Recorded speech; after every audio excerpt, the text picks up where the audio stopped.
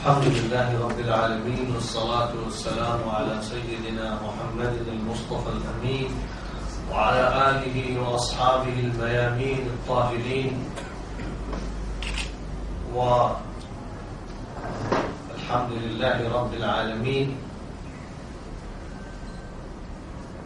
أيها الإخوة الأفاضل، أيها السادة المكرمون، أيتها الأخوات الفاضلات، إنني أشعر بسرور غامر، وأشعر بالسعادة والفرحة إذ ألتقي بكم هنا في مسجد عمار في بلد هونغ كونغ. وكانت زيارتي لهذا البلد للمرة الأولى، وقد شرفني الله تبارك وتعالى أن ألتقي بمسلمي هذا البلد في بعض المساجد، ومنها المسجد القديم الذي يسمى شيري ماسك، وكذلك المسجد المركزي أو جامع كولون. التقيت فيهما بالإخوة والأحباب وتحدثت إليهما بما فتح الله تبارك وتعالى به علي، وإنه لا يسعدني ويشرفني ويسرني أن أجتمع بكم النخبة الصفوة المختارة في هذا المكان الطيب الطاهر، وأن يكون حديثي إليكم عن النبي المصطفى محمد صلى الله عليه وسلم. إنه حديث طيب حلو كريم، لا شك أن الإنسان يسعد بهذا الموضوع، ذكر النبي المصطفى صلوات الله وسلامه عليه. فيه النور، فيه البركة، فيه السرور، فيه سعادة الدنيا والآخرة. ولا شك أن الإمام أحمد بن حنبل رضي الله تعالى عنه كان يقول: عند ذكر الصالحين تنزل الرحمة. ولرسول الله صلى الله عليه وسلم رأس الصالحين، قائد الصالحين، قائد الغر المحجلين. لا شك أنه عند ذكره تنزل الرحمات والبركات والنعم. وإذا كان مجلس يضم الناس ليتذاكروا كتاب الله تبارك وتعالى وليذكروا الله عز وجل، تحفه الملائكة وتغشاه الرحمة، ويذكر الحاضرون فيه عند الله تبارك وتعالى، فما بالكم بمثل هذا المجلس العطر الطيب الطاهر الذي يتعطر بذكر محمد صلى الله عليه وسلم. ورسولنا محمد صلى الله عليه وسلم هو رسول الرأفة والرحمة والكرم والهدى والنور. جاء بالكتاب المنير والشريعة الغراء والرحمة المهداة والنور الساطع. جاء بكل ما فيه خير، وبكل ما فيه بركة، وبكل ما يسر الإنسانية ويسعدها. ولقد كان رحمة للعالمين. قال تعالى: وما أرسلناك إلا رحمة للعالمين. كان رحمة مهداة، رحمة تمطر مثل السحب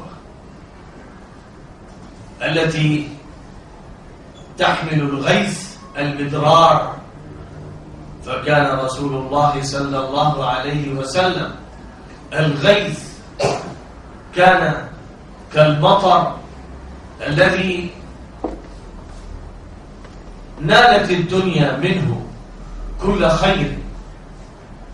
كان صلى الله عليه وسلم رسولا إلى العالمين، لم يكن رسولا إلى أهل مكة أو إلى الحجاز أو إلى الجزيرة العربية. لا شك أن الناس الذين كانوا في الجزيرة العربية يتكلمون اللغة العربية مخاطبين أوائل، كانوا الرعيل الأول، كانوا أصحاب الأمانة الأولى، ولكن لم تكن النبوة والرسالة تختص بهم وتقتصر عليهم. فلقد قال تبارك وتعالى للنبي صلى الله عليه وسلم آمرا له بأن يعلم الناس جميعا أنه نبي الإنسانية: قل يا أيها الناس إني رسول الله إليكم جميعا. ولذلك كان خطاب الله تبارك وتعالى في سورة الحجرات إلى الناس جميعا قائلا: يا أيها الناس إنا خلقناكم من ذكر وأنثى وجعلناكم شعوبا وقبائل لتعارفوا إن أكرمكم عند الله أتقاكم.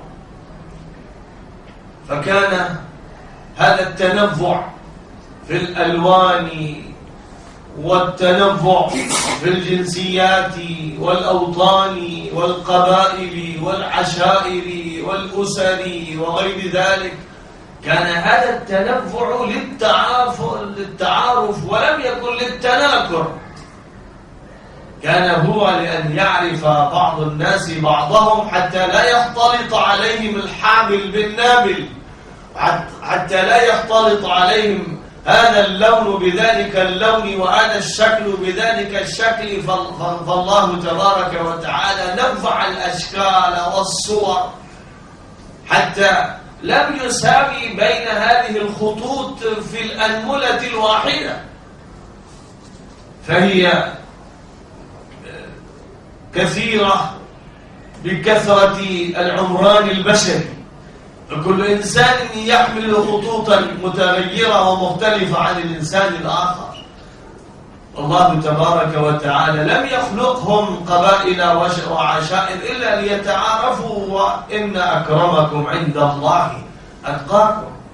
والنبي صلى الله عليه وسلم أعلن ذلك في عرفات في الحجة الكبرى، وهي التي حجها عام 10 من الهجرة النبوية الشريفة. أعلن للناس جميعا: الناس بنو آدم، وآدم خلق من تراب، لا فضل لعربي على عجمي، ولا لعجمي على عربي، ولا لأبيض على أسود، إلا بالتقوى. فإن الله تبارك وتعالى قد أذهب عنكم عبية الجاهلية ونخوتها وتفاخرها بالآباء، فالناس كلهم من تراب وسيصيرون إلى التراب. فليس هنالك من يتقرب إلى الله تبارك وتعالى ومن يتكرم ويتشرف إلا بتقوى الله عز وجل. كانت هذه هي المساواة الإنسانية التي جاء بها محمد صلى الله عليه وسلم لتكون أساس الدعوة العالمية، لتكون أساس الشريعة العالمية، لتكون أساس الكتاب العالمي. ولم يكن هو مثل الأنبياء المتقدمين الذين كانوا يخاطبون أقوامهم وشعوبهم. فنادى هود في قومه: يا قوم اعبدوا الله ما لكم من إله غيره.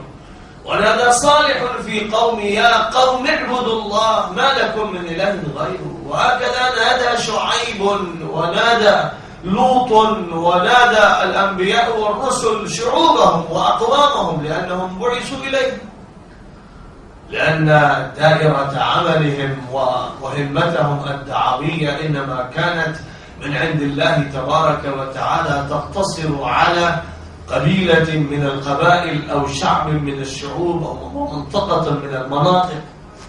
أما النبي الخاتم، النبي الأخير الذي جاء بالدين الخالد والذي جاء لإكمال هذا الدين، لا نقول جاء بدين جديد، فلقد جاء لإكمال الدين جاء ليكون اللبنة الأخيرة في المبنى الذي أقامه الأنبياء والرسل.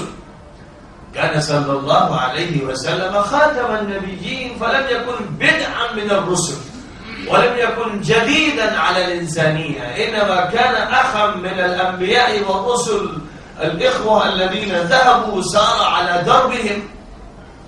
النبي صلى الله عليه وسلم إنما وصفه الله تبارك وتعالى بأنه هو خاتم النبيين. قال تعالى: ما كان محمد أبا أحد من رجالكم ولكن رسول الله وخاتم النبي وكان الله بكل شيء عليما. كان الله تبارك وتعالى يعلم أن العصر الذي جاء فيه المصطفى صلوات الله وسلامه هو عصر قد اختمر ونضج، وبلغت الإنسانية المبلغ الذي لا بد فيه أن يبعث نبي الإنسانية ونبي الرسالة الأخيرة ونبي العالمية. فبعثه الله تبارك وتعالى نبيا عالميا وختم عليه النبوات والرسالات، وانقطع الوحي من السماء بعد أن توفاه الله تبارك ونبي العالمية. فبعثه الله تبارك وتعالى نبيا عالميا وختم عليه النبوات والرسالات، وانقطع الوحي من السماء بعد أن توفاه الله تبارك وتعالى. ما كان محمد أبا أحد من رجالكم ولكن رسول الله وخاتم النبيين. والنبي صلى الله عليه وسلم الذي ختم به النبيون والذي أكمل الله تبارك وتعالى به دينه والذي شرعه لعباده من لدن سيدنا آدم عليه الصلاة والسلام إلى سيدنا عيسى ثم إلى سيدنا محمد صلى الله عليه وسلم. قال عنه تبارك وتعالى: شرع لكم من الدين ما وصى به نوحا والذي أوصينا به ما وصى به نوحا والذي أوحينا إلى إبراهيم وموسى وعيسى أن أقيموا الدين ولا تتفرقوا فيه. فهذا الدين هو الذي شرع للأنبياء جميعا، شرع للرسل جميعا، ثم إن الله تبارك وتعالى أكمله في ظرف 23 سنة بمحمد صلى الله عليه وسلم، فأنزل في كتابه الأخير الخالد آية كريمة تدل على كمال هذا الدين. قال تعالى: اليوم أكملت لكم دينكم وأتممت عليكم نعمتي ورضيت لكم الإسلام دينا. هذا المعنى هو يهم كل إنسان، كل جني، يا معشر الجن والإنس، كل مكلف، كل مخاطب بدين الله تبارك وتعالى، كل من أنعم الله عز وجل عليه بالعقل والذكاء والتدبر والتعقل والتفكر واستعمال الآلات التي قد وفق الله تبارك وتعالى الإنسان لاستخدامها في مختلف المجالات للحياة، هذه الحياة الدنيوية المادية. فالله تبارك وتعالى إنما خاطب هؤلاء الناس جميعا عن طريق النبي الأخير الذي جاء بنظام للحياة الإنسانية، لا لحياة خاصة ولطبقة خاصة ولمنطقة خاصة، للحياة الإنسانية كلها في القارات كلها على الكوكبة الأرضية كلها. وليس الدين تقاليدا وطقوسا، وليس الدين مظاهر جوفاء، وليس الدين فقط ترانيم حلوة وتلاوات فحسب أو صلوات وتعبدات، إنما الدين ينظم الحياة كلها، ينظم الحياة الإنسانية خلقا وعملا وسلوكا وتعبدا ومعاملة واجتماعا ومعاشرة وانفرادا وجماعة، ينظم الإنسان تنظيما جيدا طيبا كريما سهلا ميسرا، لأن الدين إنما هو دين الفطرة التي فطر الله الناس عليها. قال تعالى: فطرة الله التي فطر الناس عليها لا تبديل لخلق الله ذلك الدين القيم. فالدين القيم هو الفطرة، والفطرة هي الدين القيم. الدين طبيعي، الدين حاجة الإنسان المادية والروحية والعقلية والنفسية. الدين ينظم الإنسان، الدين ييسر على الإنسان، الدين يأتي بالتسهيلات، الدين يأتي بكل ما فيه الخير والبركة. الدين قال النبي صلى الله عليه وسلم ملخصا: الدين يسر ولن يشاد الدين أحد إلا غلبه، فسددوا وقاربوا واستعينوا بالغدوة والروحة وشيء من الدلجة. والله تبارك وتعالى قال أيضا: يريد الله بكم اليسر ولا يريد بكم العسر، ويقول: ما جعل عليكم في الدين من حرج ملة أبيكم إبراهيم هو سماكم المسلمين من قبل وفي هذا ليكون الرسول شهيدا عليكم وتكونوا شهداء على الناس. فالدين دين السماحة، دين اليسر، دين المرونة، دين السهولة، دين الخلق الكريم، دين الطيب. هذا هو الدين الذي أنزله الله، ولكن الناس قد ينحرفون به، قد يستبطون به، قد يشددون فيه، قد يغالون فيه، قد يقصرون عنه. يا أهل الكتاب لا تغلوا في دينكم غير الحق ولا تتبعوا أهواء قوم قد ضلوا من قبل وأضلوا كثيرا وضلوا عن سواء السبيل. فالمغالاة والتطرف والتشدد والإفراط ممنوع، كما أن التفريط والتقصير ممنوع. لابد من الاعتدال، لابد من الإنصاف، لابد من التوازن، لابد أن تكون الكفتان متعادلتين، لابد أن يكون الإنسان في اتزان وانسجام وتكيف مع الكون. فالكون مسلم، السماوات مسلمة والأرضون مسلمة والجبال مسلمة والبحار مسلمة وكل ذرة من ذرات هذا الكون مسلمة. ما بال هذا الإنسان لا يسلم؟ لماذا يتصرف بعقله تصرفا يمنة ويسرة ولا يأخذ طريق القصد والاعتدال؟ قال تعالى: إنا عرضنا الأمانة على السماوات والأرض والجبال فأبين أن يحملنها وأشفقن منها وحملها الإنسان إنه كان ظلوما جهولا.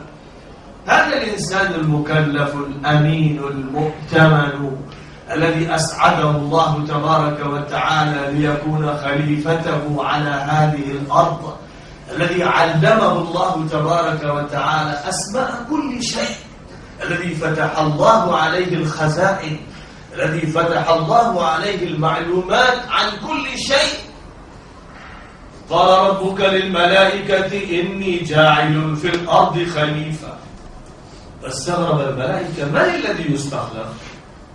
ولكن الله تبارك وتعالى عندما قرر أن يكون آدم خليفة له في هذه الأرض علمه، لأنه بدون العلم ما يمكن أن يتخذ الإنسان خطوة في العمل، وعلم آدم الأسماء كلها.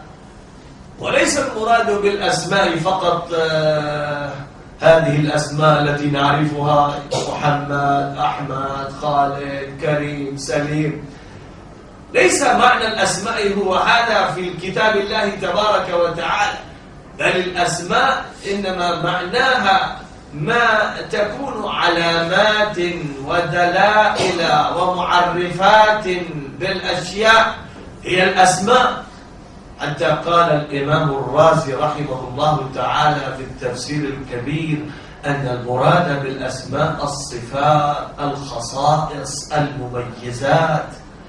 الله تبارك وتعالى علم آدم الأشياء كلها لأن الأرض خلقت لآدم ولأبناء آدم، فلا بد أن يتعرفوا على الجماد والنبات والحيوان والأفلاك والنجوم والمجرات والمعادن والبحار.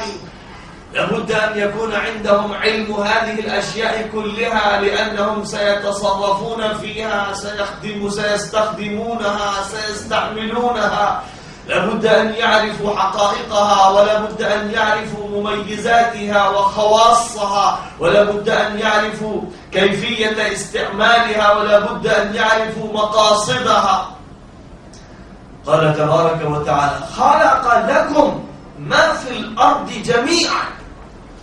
وإذا كان الله تبارك وتعالى خلق لآدم ولأبناء آدم ما في الأرض جميعا، فلا يجوز لمن يكون مسلما أو مؤمنا أن يبتعد عن الحياة ويأتي إلى صومعة من الصوامع أو غار من الغيران، أو يأتي إلى رباط أو إلى زاوية مسجد فيجلس في هذا وينسى الدنيا وهمومها وينسى هذا الكوكب وما يجري فيه.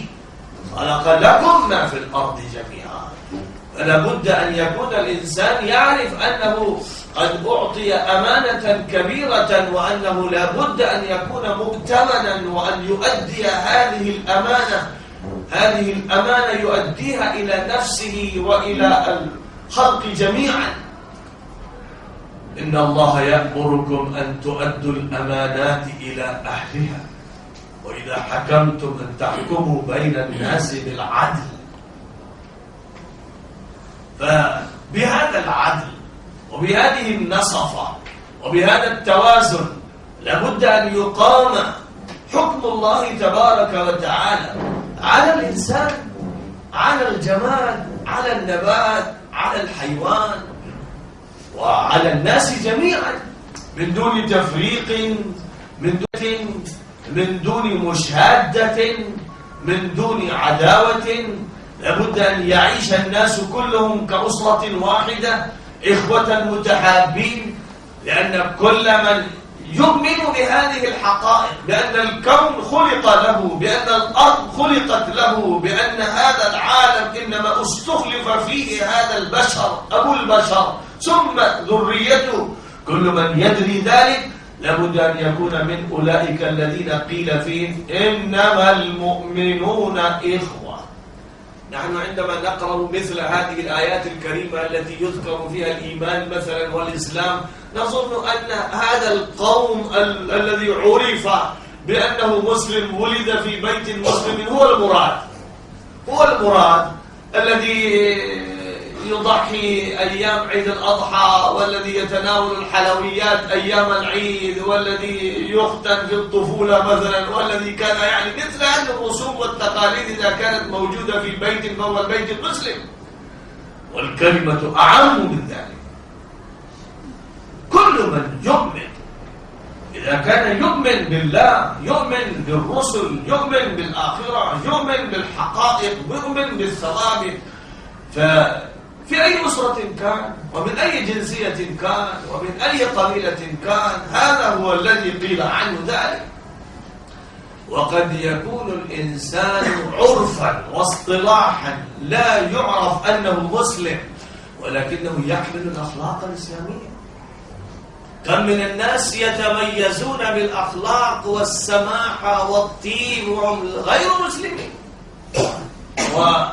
ولعلنا نكون منصفين عندما نقول إن مثل هذه البلدان مثل هونغ كونغ وتايلاندا مثلا والصين وكوريا، الناس منظمون فيها أكثر من البلدان الإسلامية، من البلدان العربية.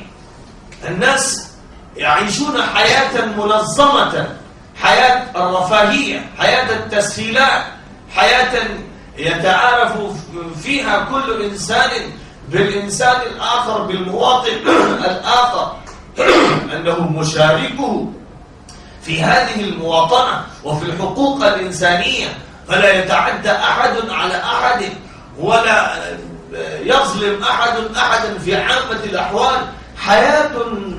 حياة منظمة، حياة فيها الأخلاق، تراعى كثير من الأخلاق رغم فقدان عقيدة التوحيد، رغم أنهم لم يتعرفوا على رسول البشرية. لو كانوا تعرفوا على رسول البشرية، لو كانوا تعرفوا على الله الرحمن الرحيم الغفار الستار الحنان المنان الكريم الولي المتعال، لو كانوا تعرفوا على الله حق المعرفة لقد كانت حياتهم حياة الجنة، لقد كانوا يعيشون حياة طيبة صالحة، وكانت هذه الحياة هي الحياة المثلى لو تعرفوا. ولا شك أن عدم تعرف كثير من الناس في مختلف بقاع العالم إنما يرجع السبب في ذلك إلى المسلمين المفرطين المقصرين الذين لم يأخذوا الأمانة ولم يؤدوها كما ينبغي أن يؤدوها، والذين آمنوا بالرسول العالمي ولكن الإيمان التقليدي الباهت الضعيف المنكمش المتقوقع. آمنوا بالشريعة ولكنهم جعلوا هذه الشريعة آثارا وأغلالا وقيودا وبلايا ومحن. إن الله تبارك وتعالى قال عن النبي الأمي الذي يجدونه مكتوبا عندهم في التوراة والإنجيل يأمرهم بالمعروف وينهاهم عن المنكر ويحل لهم الطيبات ويحرم عليهم الخبائث ويضع عنهم إصرهم والأغلال التي كانت عليهم. الذين آمنوا به وعزروه ونصروه واتبعوا النور الذي أنزل معه أولئك هم المفلحون. ألم تكن الجزيرة العربية تعيش الجاهلية الجهلات؟ ألم يكن الناس هنالك لا يعرفون ربا ولا يعرفون رسولا ولا يعرفون نبيا ولا يعرفون شريعة ولا قانونا؟ كانوا يعيشون النظام القبلي المكبوت الذي لم يكن يستطيع أن يتوسع وأن يخرج من الجزيرة العربية إلى العالم. ألم يكونوا يتناولون الخبائث؟ ألم يكونوا يحلون الحرام ويحرمون الحلال؟ ألم يكونوا ولكنهم بهذا الرسول الكريم والنبي المصطفى المختار الذي جاءهم بالأخلاق الطيبة الكريمة، والذي جاءهم بالسماحة والنبل، والذي جاءهم بقانون الله تبارك وتعالى، نظمهم تنظيما جديدا وأخرجهم من جاهليتهم إلى النور الإسلام، وجعل من رعاة الإبل والغنم رعاة الناس جميعا في القارات كلها.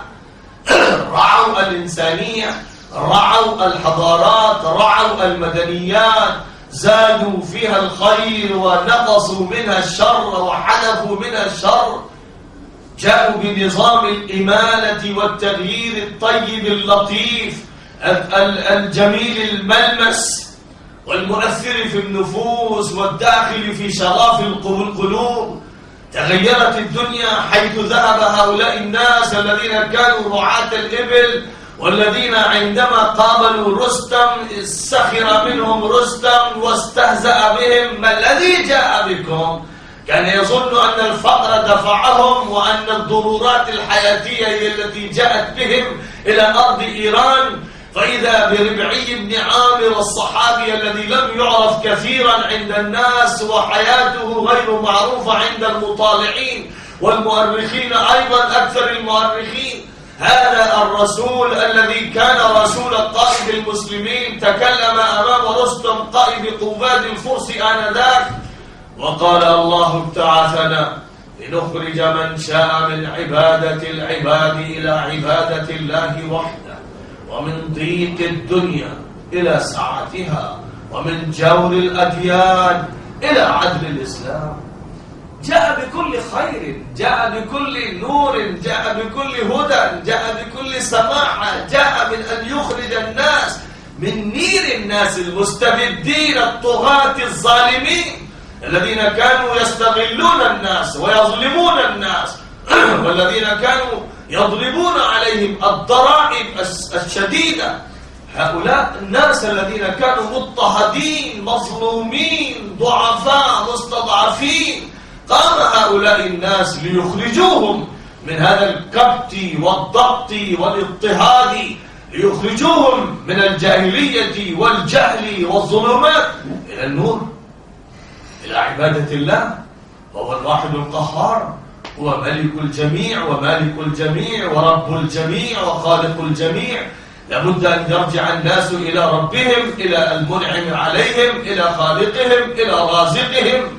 لابد أن يعرفوه، لابد أن يحبوه، لابد أن يتقربوا إليه، لابد أن يعرفوا من الذي أوجدهم، من الذي سيرجعون إليه، من الذي ينفق عليهم، من الذي يمطر عليهم، من الذي ينبت لهم، من هو الذي هو وراء الوراء والذي حجابه النور، لو كشفه لأحرقت سبحات وجهه ما انتهى إليه بصره من خلقه، استتر بالأنوار ولم تدركه الأبصار، ولكنه المتصرف بالليل والنهار، له معقبات من بين يديه ومن خلفه يحفظونه من أمر الله. فهذا الرب لابد أن يتعرفوا عليه ولابد أن يعبدوه. يريد هؤلاء الذين تربوا على أيدي محمد صلى الله عليه وسلم أن يرفعوا عن الدنيا الظلم والاضطهاد والجهل والجاهلية، حتى يعيش الناس أحرارا، لأن أمهاتهم لم يلدنهم عبيدا. هذا ما قاله عمر لعمرو بن العاص عندما ضرب ابنه شخصا مصريا، إنسانا من عامة المصريين، ضربه لأنه ابن الحاكم، فضربه عمر إلى المدينة المنورة وقال: كيف ضربتان؟ إن الأمهات ولدنا الأبناء أحرارا، متى استعبدتم الناس؟ كيف حل لكم أن تستعبدوا الناس وأن تسترقوهم وأن تظلموهم؟ فليس الحاكم إلا خادما، وليس الحاكم إلا أجيرا، وليس المحكومون إلا إخوة للحاكم. لابد أن يعيشوا حياة الأخوة، لابد أن يعيشوا حياة الخدمة، أن يخدم بعضهم بعضا وأن يعاون بعضهم بعضا، وتعاونوا على البر والتقوى ولا تعاونوا على الإثم والعدوان. ثم إن هذا السفير المسلم قال لرستم أيضا: جئنا لنخرج الناس من ضيق الدنيا إلى سعة الدنيا. نريد أن نوسع، نريد أن نسهل، نريد أن نيسر، نريد أن نبني الشوارع الواسعة، نريد أن نبني التسهيلات للناس جميعا، نريد أن نعطي الحرية للناس، نريد أن لا يبقى هنالك إنسان جائعا، إنسان عاريا، إنسان عطشان. لابد أن يصل الماء إلى الناس جميعا، والطعام إلى الناس جميعا، والكسوة إلى الناس جميعا، لأن النبي صلى الله عليه وسلم أمرنا بذلك. وقد وصف هؤلاء في كتاب الله تبارك وتعالى: ويطعمون الطعام على حبه مسكينا ويتيما وأسيرا إنما نطعمكم يريدون جزاء ولا شكورا، لا يريدون. وصف هؤلاء في كتاب الله تبارك وتعالى: ويطعمون الطعام على حبه مسكينا ويتيما وأسيرا إنما نطعمكم يريدون جزاء ولا شكورا، لا يريدون أن تقول thank you، أشكرك، حتى هذه الكلمة البسيطة ما يريدونها. أنت لو قلت لا بأس، طيب، من لم يشكر الناس لم يشكر الله. كذلك هذا من التعاليم النبوية الطيبة الصالحة المصلحة. ولكن الإنسان المخلص الذي يخلص عمله لربه تبارك وتعالى، يخلص عمله للآخرة، لا يبتغي من وراء العمل لا جزاء ولا شكورا، لا مادة ولا مانع.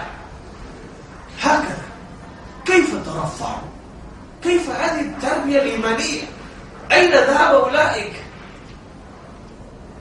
أين ذلك الرعيل الأول؟ أين من تربوا في أحضان النبي محمد صلى الله عليه وسلم؟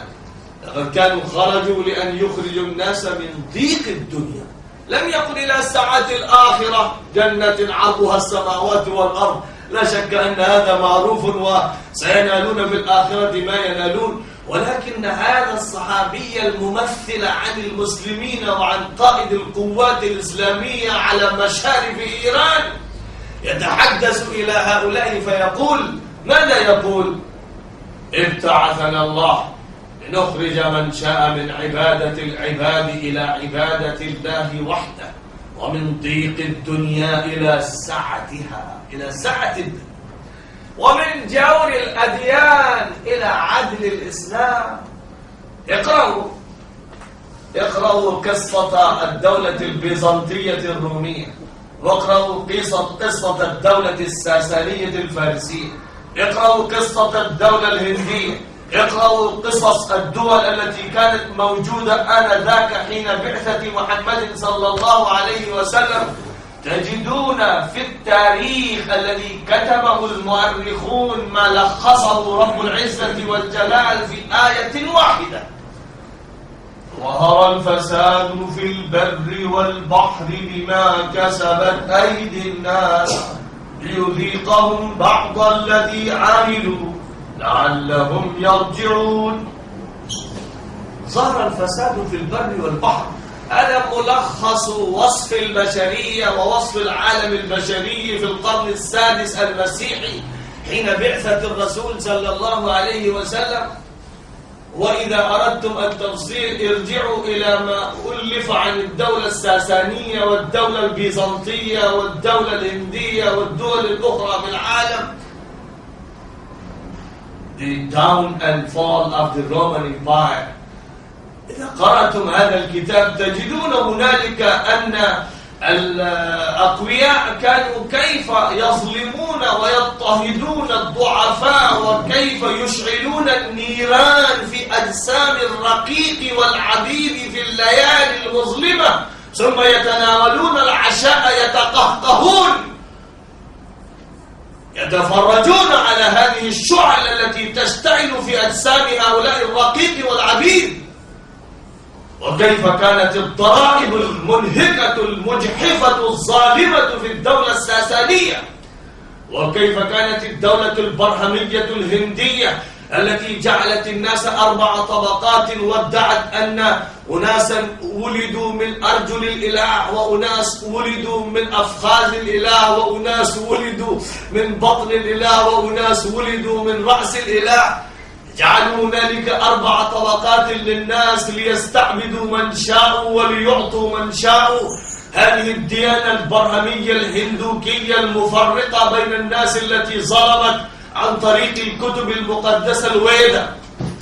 لا شك أن هنالك ثورة عارمة في الهند بعدما تحررت الهند ووضع الدستور الذي يضمن الحقوق المساوية للناس جميعا، المواطنين جميعا.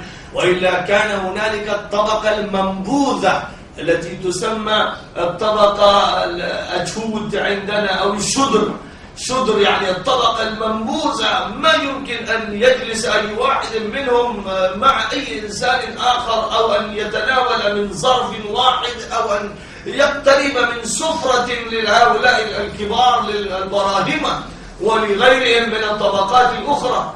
هكذا كانت الدنيا. ومن غير هذا العالم؟ من الذي جاء بتلك الثورة الطيبة الرفيقة الحانية المخرجة من الناس من الظلمات إلى النور؟ إنه محمد صلى الله عليه وسلم. اعترف به المستشرقون والأوروبيون والشرقيون والهندوس والسيخ واليهود الذين أنصفوا، اعترفوا وألفوا كتبا موجودة عندنا في المكتبات من كتب الهندوس وكتب البوذيين وكتب السيخ، الذين اعترفوا بأن هنالك براهين وحججا وتنبؤات في كتبهم عن النبي الأخير، وفي كتب البيدة، وفي كتب زرداشت، وفي كتب كونفوشيوس وفي التوراة والإنجيل، وهذا معروف في العهد القديم والعهد الجديد. هناك تنبؤات عن النبي الأخير، عن النبي الخاتم، عن صفات النبي وعن صفات أصحابه.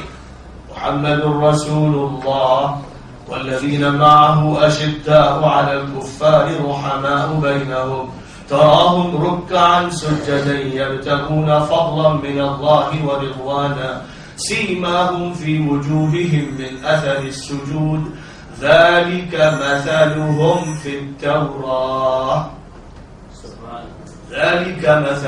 في التوراة ومثلهم في الإنجيل كزرع أخرج شطه فآزره فاستغلظ فاستوى على سوقه يعجب الزراع ليغيظ بهم الكفار وعد الله الذين آمنوا وعملوا الصالحات منهم مغفرة وأجرا عظيما.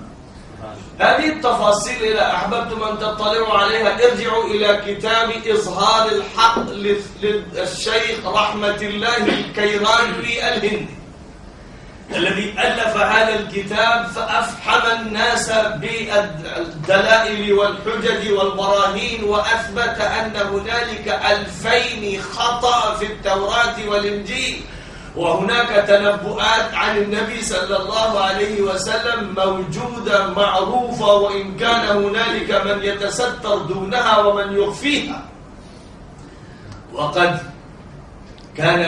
كانت له مناظرة قوية في الهند مع قس مسيحي فر بعد هذه المناظرة واعترف بأنه هزم فراح إلى تركيا، ثم كان يدعي هنالك أنه يستطيع أن يفهم العلماء المسلمين، فاتصل عندئذ خليفة تركيا بالعلماء في الحجاز، وكان الشيخ رحمة الله الكيرانوي آنذاك في مكة المكرمة، اتصل به إمام الحرم المكي هنالك وقال إن الخليفة يدعوك إلى قسطنطينية إلى تركيا لأن هنالك قسا مسيحيا يريد أن يناظر.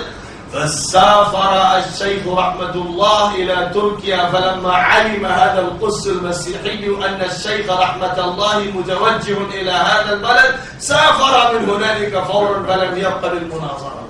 وهذا الكتاب نشر أولا في الهند ثم نشر في قطر أيضا وفي عدد من البلدان العربية، كتاب إظهار الحق بالأردية بالعربية بالإنجليزية بعدد من اللغات. هذا الكتاب موجود، وكان بعض الصحف الإنجليزية في بريطانيا كتبت معلقة على هذا الكتاب أنه لو بقي يصدر هذا الكتاب تباعا يخشى على المسيحية أن تضمحل.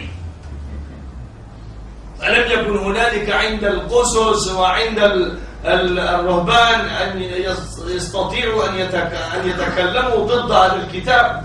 وهنالك كتب كثيرة لا أريد أن أزيد علمكم بها، ولكن أذكر كتاب دافيد بنجامين محمد in the Bible.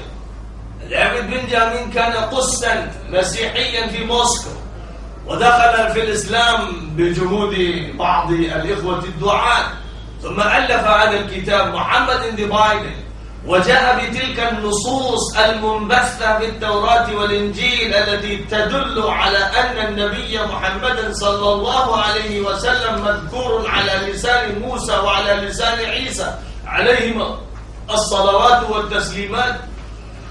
فكان موسى تنبأ وقد ذكرت هذه النبوءة في التوراة، وكان عيسى ذكره باسم المنحمن في اللغة السريانية التي كان سيدنا عيسى يتكلم بها. ثم بعد ذلك عندما ترجم هذا الكتاب إلى اللغة اليونانية فترجمت منحمنا إلى باراكليتوس، وهذه الكلمة هي التي يكتبها العرب بفارقليط، واللفظ فارقليط أو باراكليتوس أو منحمنا ترجمته الحرفية أحمد. ترجمته الحرفية أحمد. وقد جاء سيدنا عيسى عليه الصلاة والسلام مبشرا برسول يأتي من بعدي اسمه أحمد. القرآن الكريم يذكر نفس اللفظة، إلا أن هذه اللفظة بالعربية وتلك باليونانية وتلك في السريانية، فاللغات تتغير ولكن الحقيقة واحدة، مثل الله، مثل إيليا، مثل إيل، مثل إيل، مثل لورد، مثل جارد، مثل إشور، مثل برماتما، مثل ألفاظ كثيرة استخدمت لدلالة على الله الواحد المتوحد المتفرد القهار. استعملت هذه الألفاظ لتلك الذات الإلهية في مختلف اللغات، ولا شك أن الناس يجتمعون على معرفة هذه الذات بمثل هذه المصطلحات المستعملة في مختلف اللغات.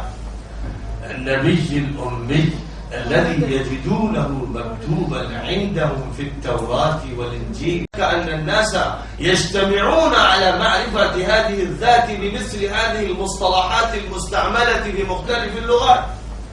النبي الأمي الذي يجدونه مكتوبا عندهم في التوراة والإنجيل. وهذه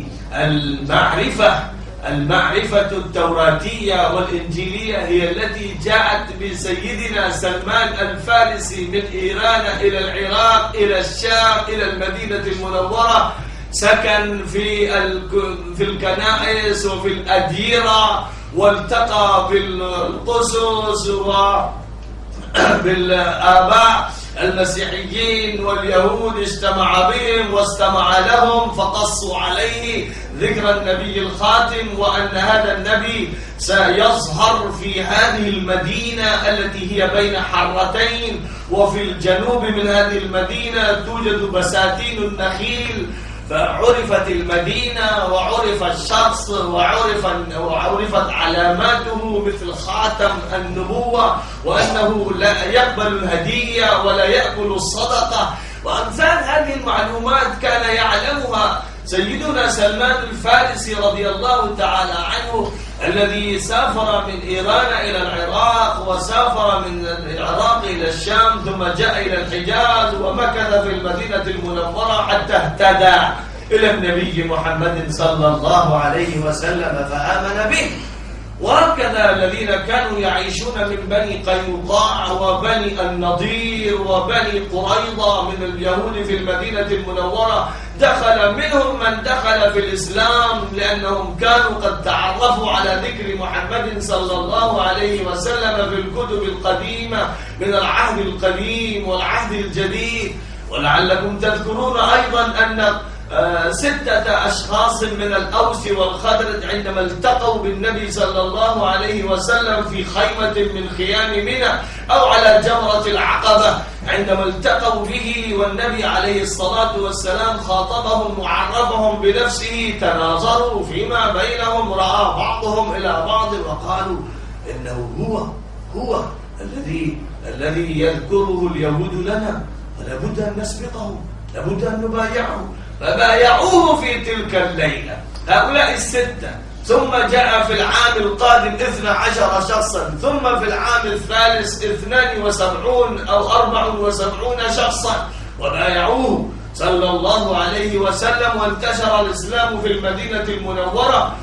ولا شك أن الله تبارك وتعالى كشف عن هذه الحقيقة فقال: يعرفونه كما يعرفون أبناءهم. يعرفونه، اليهود يعرفونه، والمسيحيون يعرفونه، وأصحاب الكتب السابقة يعرفونه كما يعرفون أبناءهم إلى هذا الحد. وإن فريقا منهم ليكتمون الحق وهم يعلمون. الحق من ربك فلا تكن من الممترين. لابد أن يطلع الناس على هذه الحقائق، وأن يحملوا هذه الدعوة العالمية والرسالة العالمية ميسرين لا معسرين، ومقربين لا مباعدين، ومحبين لا كارهين. لابد أن يقربوا الناس. هذه الزحمة الشديدة على الشوارع هنا في هونغ كونغ وفي الصين وفي كل مكان، هؤلاء كلهم يتعطشون إلى محمد صلى الله عليه وسلم.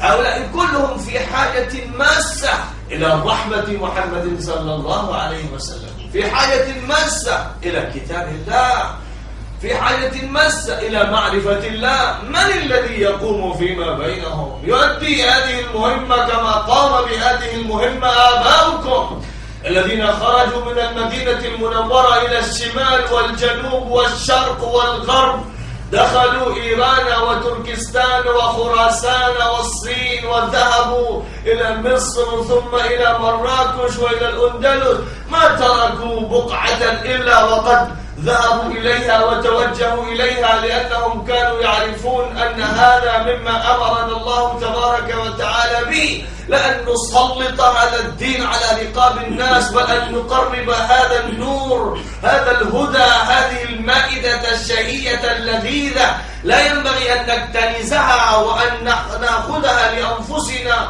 وأن نبخل بها ونضن بها على الناس جميعا، فهم كلهم إخوة لنا، كلهم أبناء آدم، كلهم عبيد الله، كلهم بيننا وبينهم آصرة إنسانية قريبة، فلا بد أن نتحبب إليهم وأن نحببهم وأن نأخذ بأيديهم إلى الجنة، نأخذ بأيديهم إلى هذه الرحمة المهداة. هذا ما وجب على الناس جميعا الذين عرفوا. لا شك أن الذي يعرف لابد أن يعرف، الذي علم ينبغي أن يعلم، الذي عنده فلوس ينبغي أن يعطي الآخر، الذي عنده طعام زائد ينبغي أن يعطي هذا الطعام للشخص الآخر. هكذا الإنسانية، هكذا الأخلاق الطيبة النبيلة. لابد أن يعيش الناس هذه الحياة الطيبة الصالحة الكريمة التي فيها الحنان، التي فيها عواطف الحب. لابد أن نعيش هكذا، ولا بد أن نمثل في بلداننا وحيثما نعيش هذه الحياة المثالية المحمدية القرآنية الربانية الإسلامية. لابد أن نكون ممثلين لها، لأن نمثل مصر والسعودية والبحرين وكذا. هذه البلدان كلها بقاع على هذه الأرض الواسعة، على هذه الأرض التي تجمع الإنسانية كلها، فلا تفرقة بين إنسان وإنسان، فلا تفرقنا الحدود ولا السدود ولا الخطوط ولا الجغرافيا ولا أي شيء. نحن كلنا أمة واحدة، وليس الذين تسموا بالإسلام وأساءوا إلى الإسلام. كم من الناس تسموا بالإسلام ويسيئون إلى الإسلام صباح مساء، يكرهون الإسلام، يبغضون الإسلام، يبغضون محمدا صلى الله عليه وسلم إلى الناس جميعا. هؤلاء ليسوا من الإسلام في شيء، هؤلاء الذين أضروا بالإسلام، إذا ابتعدوا عنا، إذا دخلوا الكفر أفضل لنا. لابد أن يكون هنالك أناس يمثلون الحياة الطيبة الصحيحة، أن يمثلون فضائل الإنسانية والأخلاق الطيبة الكريمة. إخوتي الأحبة، هذا هو ما يدعون إليه محمد صلى الله عليه وسلم، وهذه هي المهمة الرسالية التي لا بد أن نهتم بها. ونحن نفتخر بأننا خير أمة، والله لسنا خير أمة، كنا خير أمة وسنكون خير أمة، ولكن لسنا فعلا. إذا كنا خير أمة هكذا تكون خير أمة. تعيش التفريقات والعنصريات والعداوات والحزازات والقتال والتشاجر والحرب الأهلية بين الحكام والمحكومين والتفجيرات إلى آخر ما هنالك. هذه خير أمة؟ كلا والله، كانت خير أمة. والله تبارك وتعالى عندما خاطبهم فقد أخرجهم إلى النور ورباهم ووصفهم: كنتم خير أمة أخرجت للناس. خير أمة أخرجت للناس. هذه الأمة الخيرة لم تكن تعمل لنفسها، لم تكن تأكل الشيء منفردة. الناس تأمرون بالمعروف وتنهون عن المنكر وتؤمنون بالله، وكذلك جعلناكم أمة وسطا لتكونوا شهداء على الناس. أين الشهداء على الناس؟ ويكون الرسول عليكم شهيدا. هذه الأمة الطيبة الخيرة الصالحة المخرجة للناس الآمرة بالمعروف والناهية عن المنكر المؤمنة بالله والرسول والقرآن، هذه الأمة.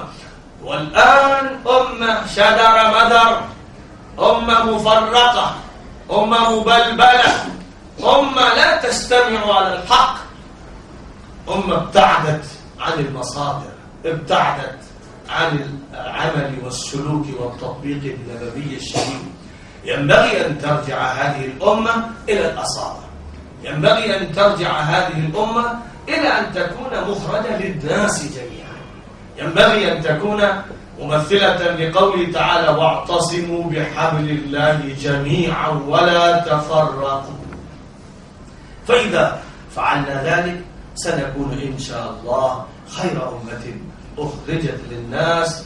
وهونغ كونغ مدخل البلد العظيم الكبير الصين، لابد أن تكون هذه المدينة وأن يكون هذا البلد حمزة الوصل بين البلدان الصغيرة والكبيرة، وأن يكون المسلمون هنا هم أولئك الأمناء الدعاة المبشرين الميسرين الصالحين الذين يتقدمون إلى الناس بالهدايا، يتقدمون إلى الناس بالهدايا القرآنية والهدايا المحمدية والهدايا الطيبة الكريمة الربانية. هذا ما عليهم، وأدعو الله تبارك وتعالى أن يتقبل منا ومنكم، وأن يشرفنا بكل ما يجب علينا أداؤه والقيام به.